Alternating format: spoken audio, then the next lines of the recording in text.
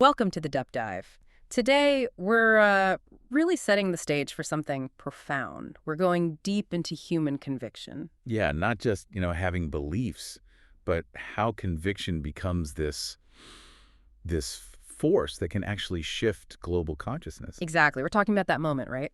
When a single voice, facing maybe immense pressure, manages to say something so powerful, so true, that the world kind of has to stop and listen. That's really the mission for this deep dive. We've got, well, a pretty fascinating stack of sources here, spanning, what, 2,000 years? Easily. From ancient philosophy, classical rhetoric. All the way through to, 20th century psychology, high-stakes activism, social justice movements. It's quite a mix. And we're trying to distill, the real anatomy of that transformative power. What does it actually take? Right. The intellectual foundation you need, the strategic way you have to communicate it, the rhetoric, and then, honestly, the sheer moral risk involved.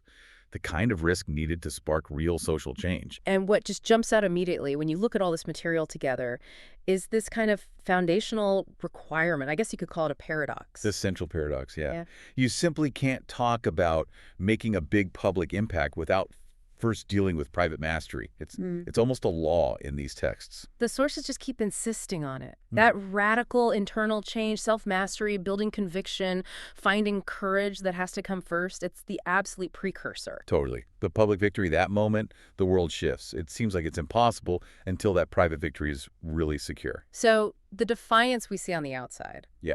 Standing up to power, challenging the status quo. That's just the symptom, really. It's the outward sign of a very highly developed inner architecture. If you haven't built that internal strength, that fortitude. The external pressure just crushes you. Instantly, yeah. So we're basically tracing the roadmap today, from getting control of your own mind to controlling the narrative out there in the world's arena. Okay, let's unpack that inner architecture then. Starting with, the bedrock philosophy that seems to unite so many of these sources. It's kind of striking how little the core idea of mindset has really changed over centuries. It really is. You've got Marcus Aurelius, right? Roman emperor, Stoic philosopher, laying down this foundational law ages ago. A man's life is what his thoughts make of it. Simple, but profound. And then you fast forward, 18 centuries? And you find thinkers in, modern American success philosophy saying almost the exact same thing. But maybe simplifying the mechanics, for practical application. Dr. Norman Vincent Peale, for instance. He basically distilled that ancient wisdom into a pretty simple, almost astonishing law of success. Which was? Negative thinking. You get negative results. But positive thinking, and this is key, coupled with genuine, unwavering belief that yields the positive outcome you want. He actually coined that phrase, believe and succeed. Okay, but just thinking be positive feels, a bit too simple, doesn't it? These sources seem to push harder than that. Oh, definitely. They challenge us to grasp the intensity that's required for that belief to actually translate into action. William James, the psychologist, he pushes this even further. How so? He tried to quantify the effort needed. He basically argued, you'll almost certainly get a result if you only care enough for that specific result. If you care enough, okay. But here's the catch, and it's a big one. James specifies the constraint. You have to really wish these things and wish them exclusively. Exclusively. Yeah. And crucially, not wish at the same time 100 other compatible things just as strongly. That's a massive insight, I think. So most people fail not because they can't do it, but because their focus is just diluted. Exactly. Their effort is spread too thin. They wish for success, sure, but they also wish for comfort and safety and distraction, and they want validation from others. Yeah. All stuff that seems compatible with success, right? Yeah, seems reasonable. But it actually destroys the singular focus you need to achieve those really high-stakes goals. It waters down the intensity. Right. Okay, so this intense focus demands, it dictates the price of success, doesn't it? Which sounds like absolute control over your mental environment. Pretty much. It reminds you of that basic physics principle, Newton's law. For every action, there's an equal and opposite reaction. Well, in personal development terms, the results you achieve are directly proportional to the sustained mental and often physical effort you put in. And that effort starts with realizing you literally become what you think about. Wow. Okay, so the challenge then becomes policing that internal dialogue, constantly watching what you're thinking. That's the hard part. And many of these sources, especially those on creativity or personal recovery, they identify this key psychological hurdle. They call it the censor. The censor, what is that exactly? It's that internalized perfectionist, the voice of doubt. The critic that's maybe been placed there by past failures or by society's judgments. Ah, okay. The voice that whispers negativity. And it's designed to stop us. Right. To stop us before we risk public shame or failure. It doesn't really use rational arguments. It uses these, like, subversive, emotionally loaded remarks. Like what? Give me an example. Oh, you call that writing? Seriously, what a joke. Or that argument is so sloppy, you can't even punctuate properly. Stuff like that. Ouch. Yeah, I think we all know that voice. Right.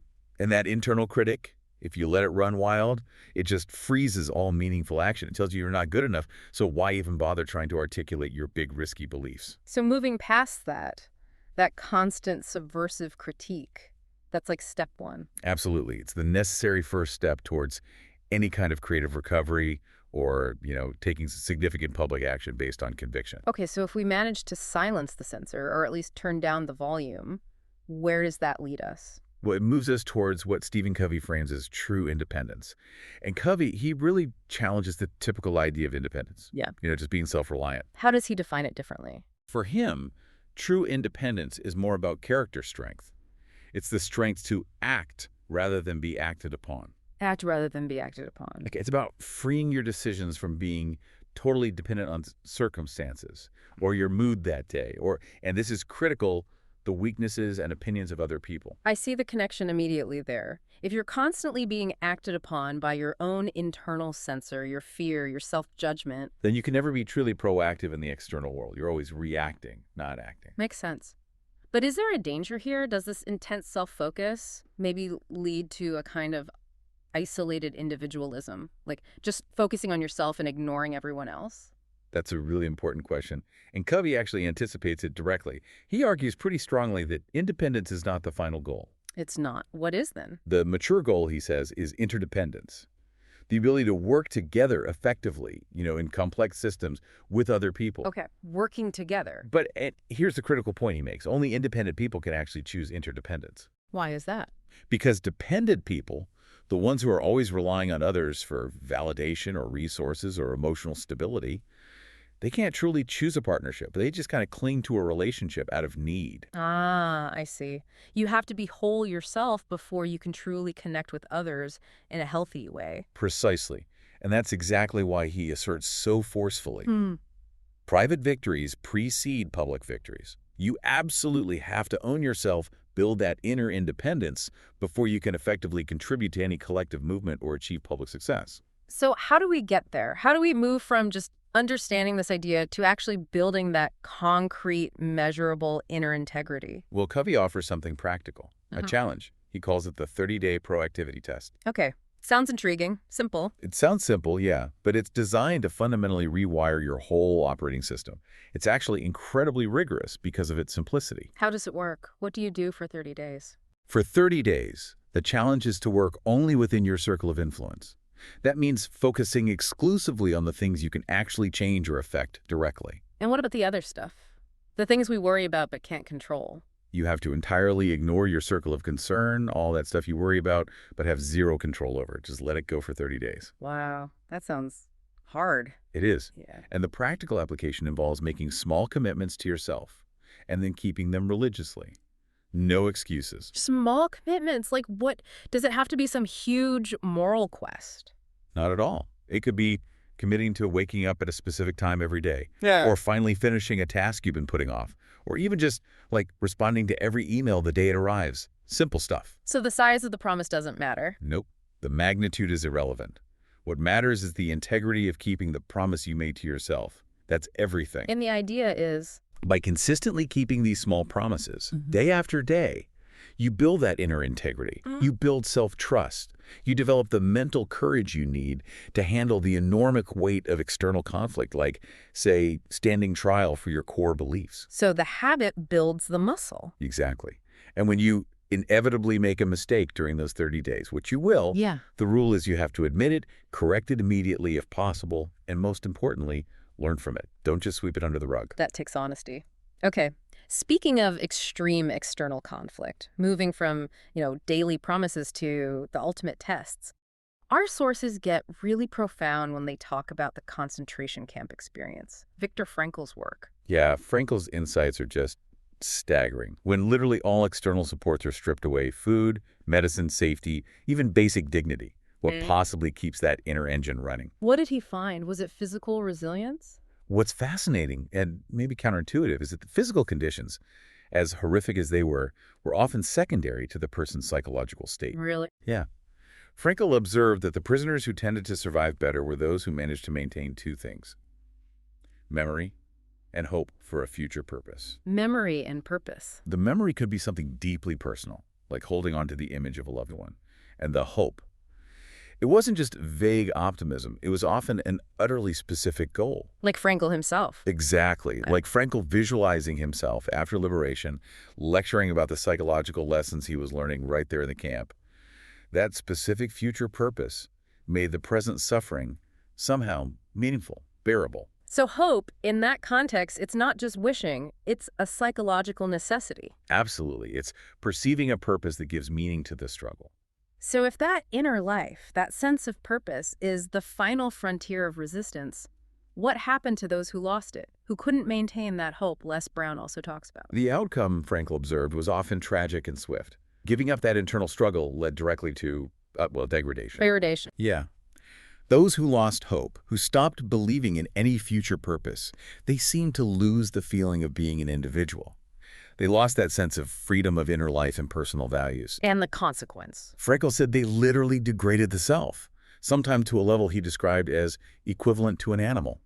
It's a horrifying thought, but it powerfully demonstrates that the final, non-negotiable territory for high-stakes conviction is the integrity of your own mind. Hope isn't a luxury, it's fundamental. And Les Brown, looking at maybe less extreme but still incredibly difficult challenges like poverty and systemic struggle, he really reinforces this idea too, doesn't he? That purpose often isn't just innate, it's frequently instilled by others. Yes, absolutely. He emphasizes how that internal strength, that sense of purpose, often sparked or nurtured by mentors, by people who believed in you, acts as a crucial defense against destructive forces like poverty, hopelessness, despair. It's that foundational belief, isn't it? The sense that, as Brown puts it, you have greatness within you, a destiny to fulfill. That gives you the necessary armor, the inner strength required to even consider stepping into the public arena and fighting for your convictions. Okay, so we've established that inner engine, right? Self-mastery, proactive effort, a sense of purpose that's maybe forged in the crucible of self-discipline or extreme adversity. Right, the private victory. Exactly. So now, how do you take that profound inner conviction and project it outward? How do you make it have a world-shaping effect? This is where we get into the tools, the techniques. Yeah, now we move into the specialized realm of high-stakes oratory. We're talking classical rhetoric, strategy, persuasion. And the classical masters, people like Cicero and Quintilian, they held the orator to an incredibly high standard, didn't they? It wasn't nearly enough just to be clever with words or a good debater. Not even close. Yeah. They insisted, and this is pretty demanding, that the truly effective speaker, the one who could sway nations, must possess broad general knowledge. Broad knowledge, okay. But not just as like an interested amateur. They argued the orator needed to understand things like civil law, military science, history, philosophy, better than the specialists in those fields. Wow, better than the experts themselves. That seems impossible. It sets an incredibly high bar. But think about the implication for conviction. If you intend to stand up and challenge the status quo, if you're stepping into the arena to advocate for human rights or major political change, you need to know your stuff, inside and out. better than the people who built the system you're challenging. Your credibility, the weight of your moral position, it rests not just on your ethics, but on undeniable intellectual competence. So you can't be easily dismissed as just, some passionate ranter if you actually know the details better than your opponent. Precisely. Preparation is the absolute foundation. Okay, so preparation is the foundation. Then rhetorical finesse, the actual skill of speaking, that's the structure built on top. You could put it that way. And the sources here give us some really subtle, almost counterintuitive advice on delivery. Quintilian, Aristotle, they focus heavily on matching or sometimes intentionally mismatching your delivery style to your content. Mismatching, how does that work? This is where the psychology of persuasion gets really interesting. Aristotle suggests, for instance, that if you're using harsh, maybe provocative words, you should not necessarily match them with a harsh voice or an angry facial expression or a big exaggerated gesture. Really, why not? Seems like you'd want the delivery to match the intensity. Because if you do, Aristotle argues, the rhetorical device becomes too obvious. The audience sees the technique, they feel the manipulation, and they instinctively resist it. Huh. That's incredibly subtle. So the tactic is, say, the harsh, maybe radical, provocative things, Yeah, but in a mild, measured, almost calm tone. exactly. Why do you think that works psychologically? Well, I guess it disarms the listener. If the words are inflammatory, but the delivery is cool, calm, collected, Right. it forces you to actually process the shocking words without your emotional defenses immediately going up because of an aggressive tone. That's it. You appear more measured, more reasonable, more in control of yourself, which, by the way, loops right back to that inner engine, that self-mastery we talked about earlier. Right? It signals strength, not just anger. And conversely, they also noted that sometimes saying very mild things in a deliberately harsh tone or using really passionate language for a dry, technical point can be persuasive too, When would that work? particularly if the audience is already kind of worked up or in a heightened emotional state. Ah, okay. The sources mention that, don't they? That audiences are more likely to accept passionate language, compound words, lots of epithets, even foreign words when they themselves are full of enthusiasm. Because they perceive the speaker is in the same state. It creates this shared emotional experience, and that allows for rhetorical flourishes that might otherwise sound, I don't know, theatrical or just distracting in a calmer setting. So delivery is key. Hmm. What about building basic credibility, the ethos part of rhetoric? Quintilian gives a brilliant framework for how to argue statements of fact effectively, especially in high-stakes situations. He advises that to make a fact believable, you have to ensure a few things line up. Like what? First, make sure nothing in your account is contrary to nature or common sense. Second, assign clear reasons and motives for why things happened the way you say they did. Okay, logic and motive. And third, and this is maybe the most important, ensure the character of the people involved aligns with the facts you want the audience to believe. Character alignment. Can you give a concrete example of that? Sure. Let's say you're accusing someone of theft in a major trial. Quintilian suggests you must represent them not just as accused of theft, but as fundamentally covetous, driven by greed, maybe with a history of disregarding rules. So you paint a picture of their character that makes the alleged action seem plausible, even likely. Exactly. And conversely, if you're defending them, you'd attribute the opposite qualities. Maybe generosity, prudence, perhaps highlight past acts of charity. The point is, the orator has to actively control the narrative of character to reinforce the believability of the facts they're presenting. So high-stakes conviction, when argued publicly, is never just about the isolated action or event. It's always about the moral framework surrounding the actors involved. Always. Which means the introduction to your speech, how you begin, is absolutely crucial for setting that moral framework right from the start. What strategies did the classical orators use? How did they hook an audience, especially if they knew they were about to present a difficult or unpopular idea? They had several techniques. Often they draw introductions from elements of praise or blame. You might say, begin by praising some good deeds of the current government. To establish common ground. Exactly. Before you launch into your harsh critique. Or you might appeal directly to the listener's sense of duty, or their honor, or their patriotism. And what if the topic itself is just really challenging, paradoxical, or something people are likely to dismiss immediately? Then you have to appeal for tolerance up front.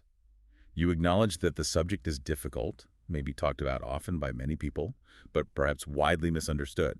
You explicitly ask the listener to be open-minded. So that preemptive concession, acknowledging the difficulty, helps soften the blow of the radical idea you're about to introduce. It lowers resistance, hopefully. It shows you understand their potential skepticism. Okay, so we've got the inner conviction, we've got the meticulously crafted speech, the delivery strategy, the character framing, but if all that conviction doesn't lead to actual, effective, real-world change, isn't it just, well, nice words, just poetry? That's the critical link.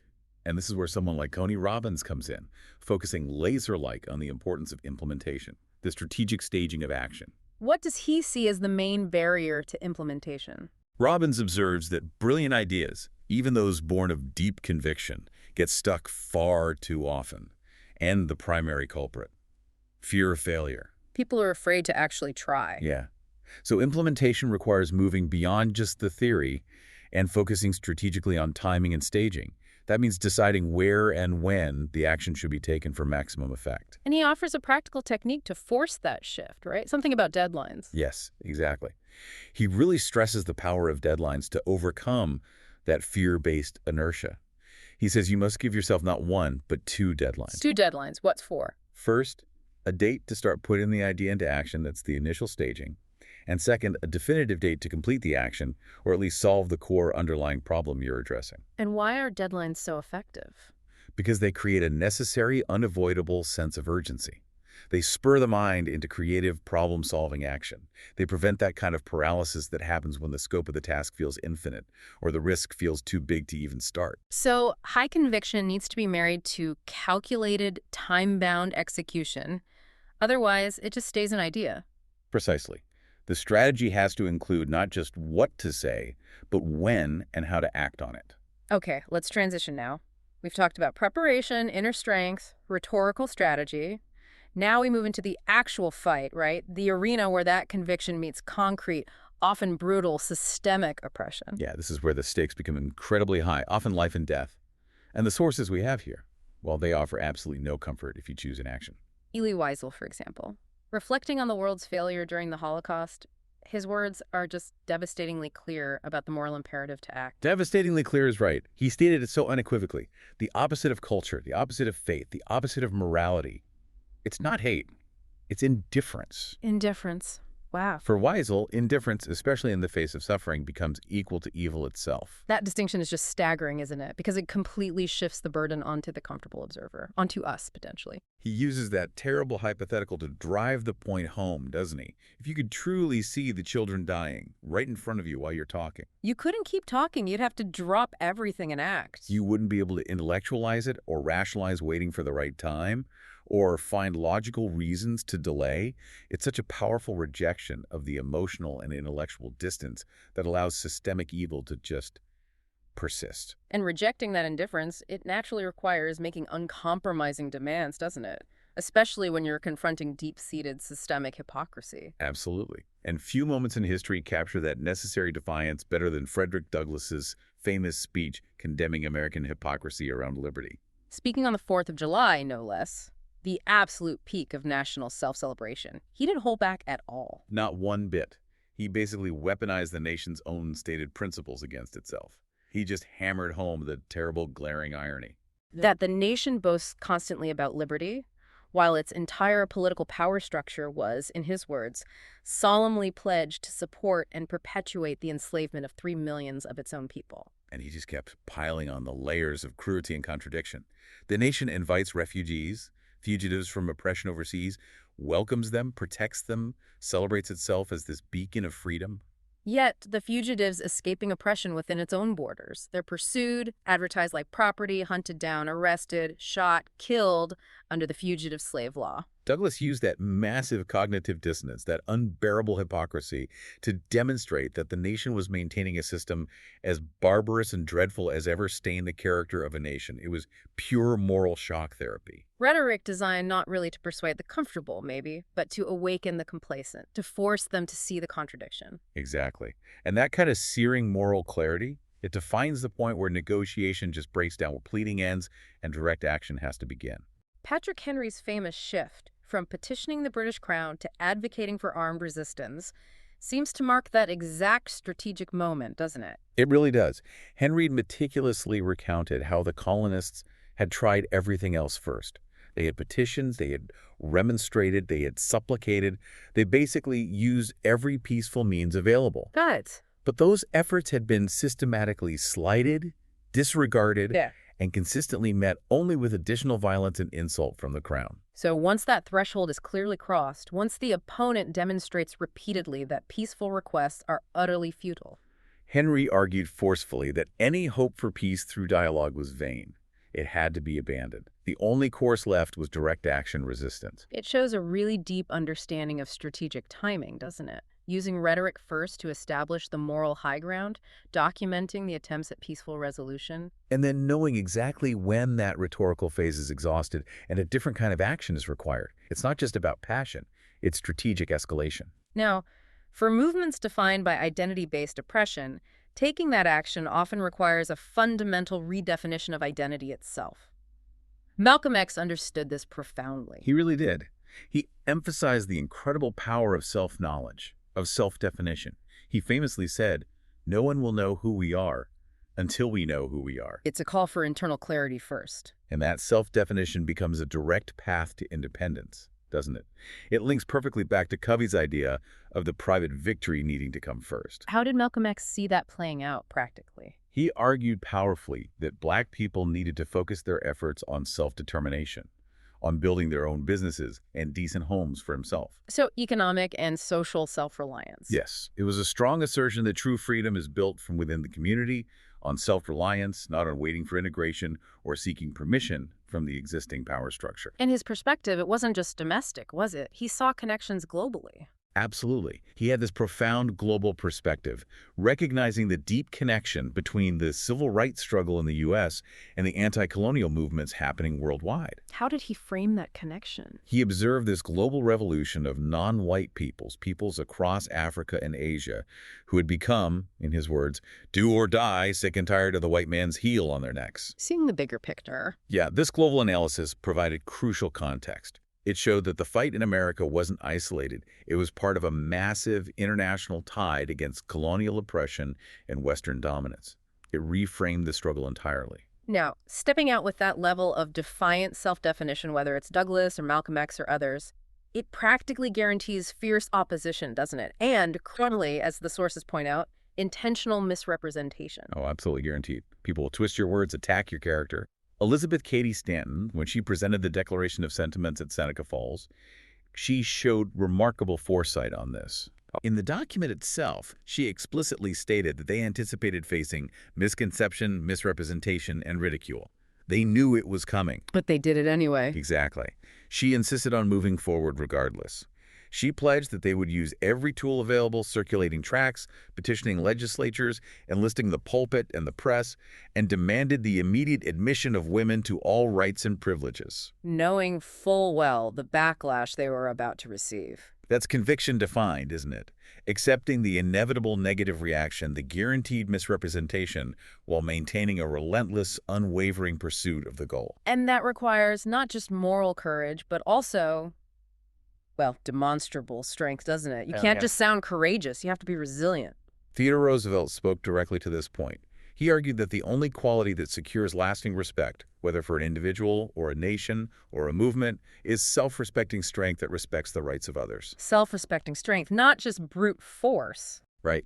And he issued this really sharp warning that applies across the board.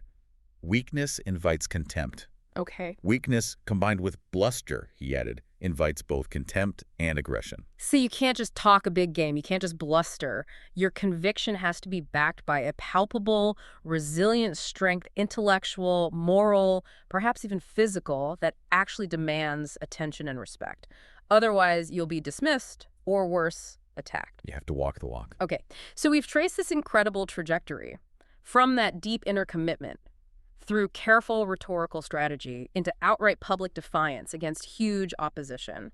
But how is that conviction sustained, especially over the long, often incredibly arduous journey of real social change? That's the million-dollar question, isn't it?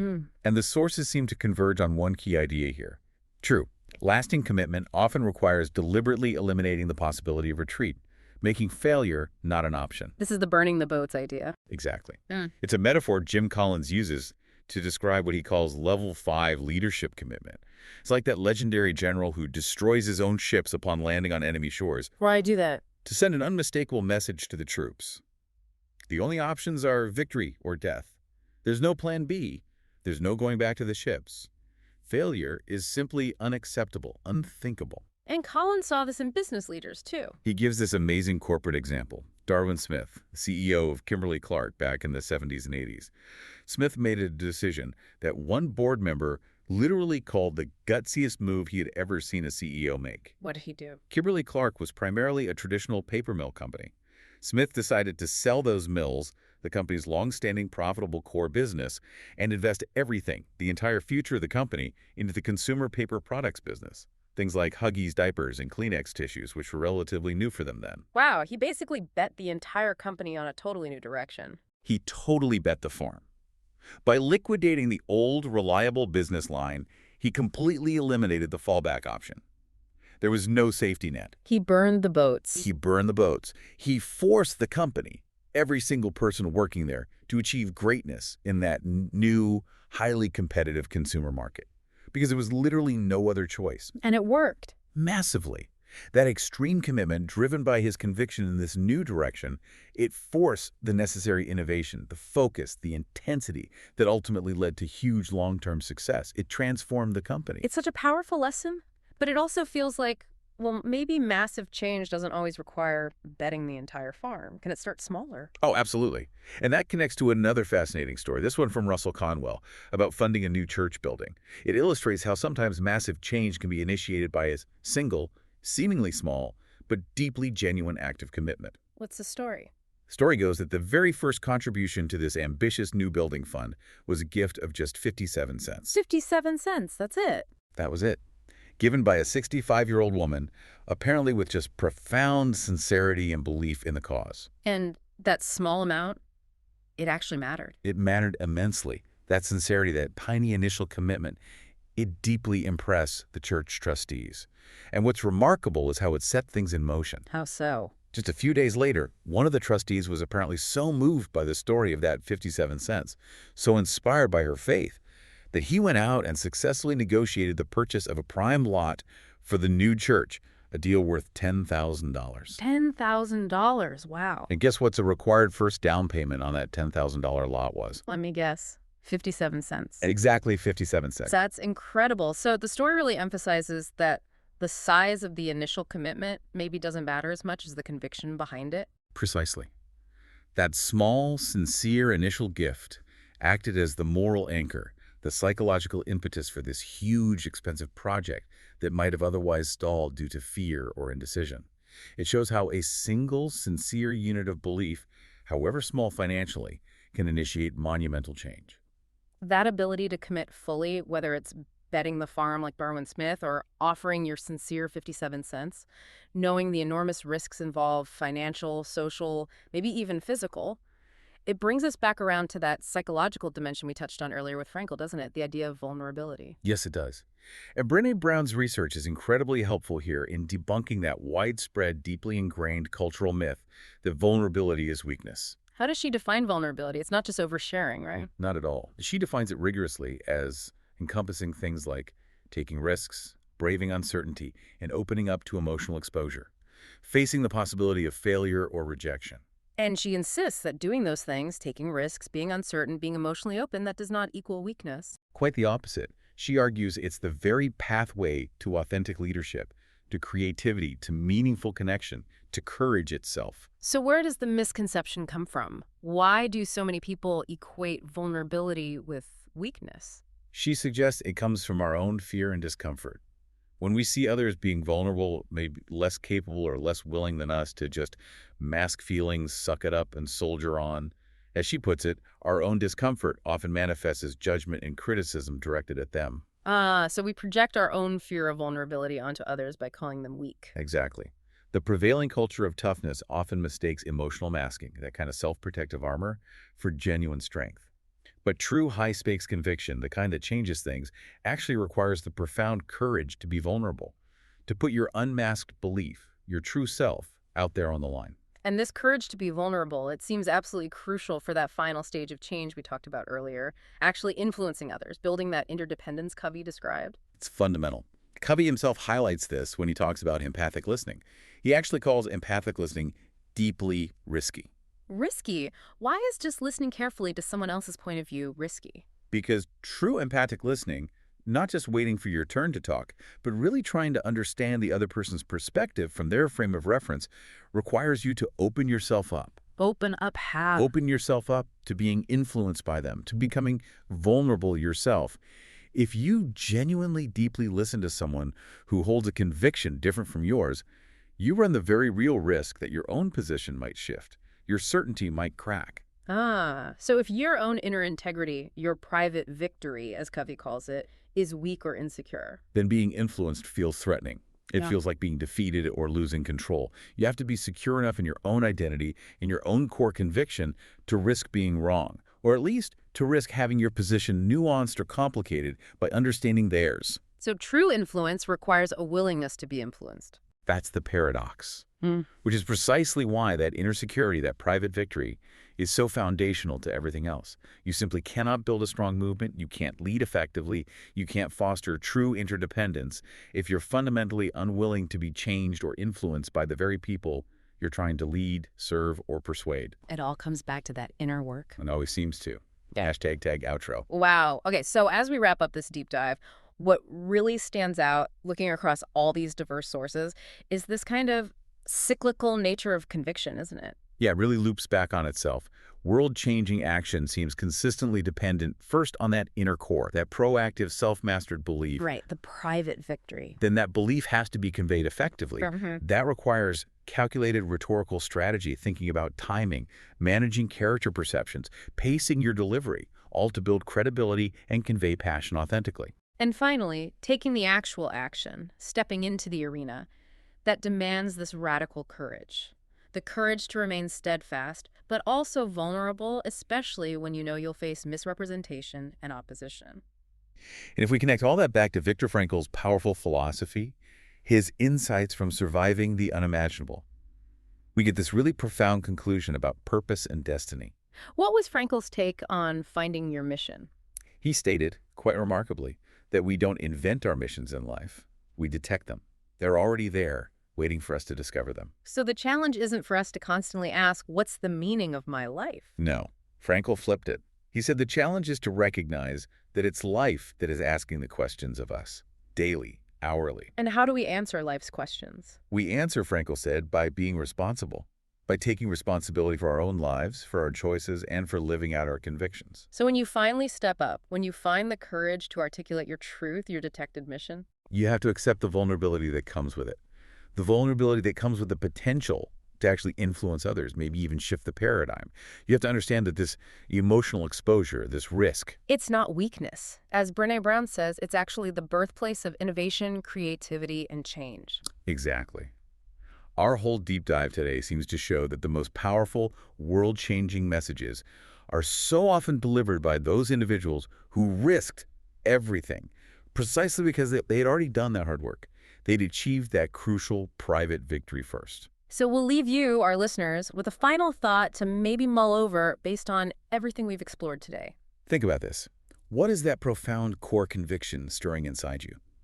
The one you might be hesitant to fully articulate. The one that, if you truly committed to it, might require you to metaphorically burn your boats, to eliminate your escape routes. And then think about strategy. What calculated rhetorical approach, maybe surprisingly gentle, maybe intensely passionate, maybe something else entirely, would you need to use to make sure that message truly sticks? How do you ensure it resonates and isn't just dismissed or ignored? Figure that out, the conviction, the commitment, the strategy. Maybe, just maybe, you're ready to start building that new world, or at least you're part of it. Thank you for taking this deep dive with us.